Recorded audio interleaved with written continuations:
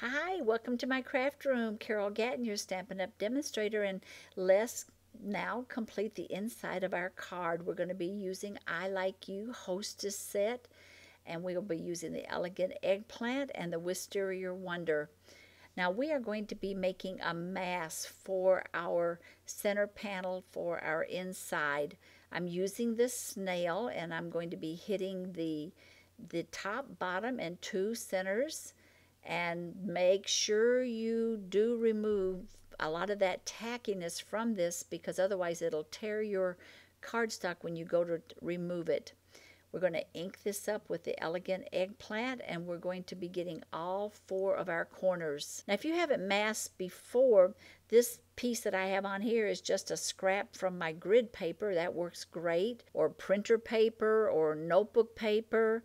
You can use Post-it notes. That would be more for something a little bit smaller. Any paper that's of that type of a weight works really, really well. For when you stamp this image, there won't be a division between the masking and the cardstock that you're stamping on. Now with this smaller stamp, we've changed to the Wisteria Wonder, and it's really important that you zero in just on the Wisteria Wonder because that will be your frame once you remove this cover up.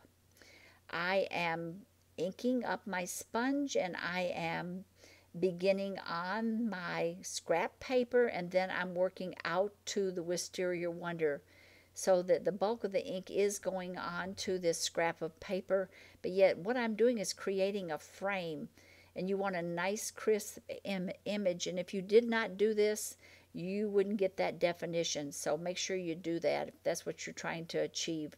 Now see, this is stuck a little bit over here, so I'm coming in from both sides to make sure that that does not tear my cardstock. Looking good.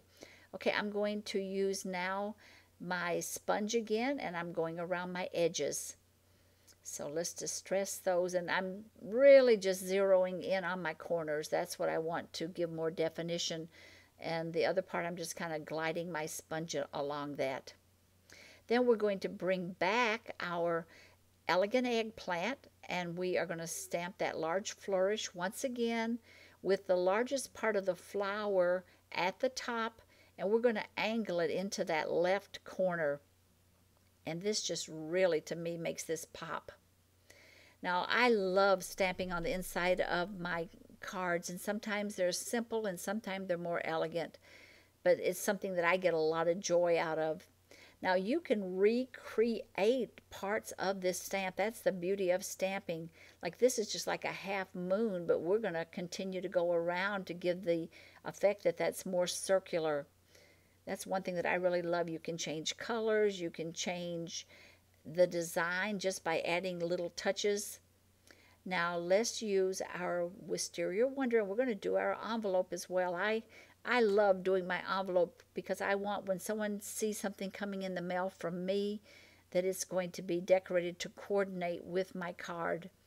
With this, I am doing probably 1/4 of an inch on the bottom and up the side, and I'm trying to put a lot of emphasis in that corner. And then I'm going to use this same large flourish. I've inked it up an Elegant Eggplant, and I want that angled across the bottom, and make sure that you're going off of that envelope. You don't want to have any envelope showing at the bottom. And it needs just a little more height, so I'm going to just simply turn my scrap of paper that I'm working on and do these little buds, and maybe I'll catch a little bit of this envelope as well. I think I can do that. And there we have it. Doesn't that look pretty when you're like receiving a message in the mail with a beautiful envelope? Now one thing that I always try to do is check to make sure I'm going in the right direction. Boy, I have made this mistake too many times, and it pays to just take that second and check it. Be sure and check out the information on my web page, and there you're going to find all the information on the items that I use, and you can purchase all of those right there. And I want to thank you until next time. If you have any questions at all, don't hesitate to ask.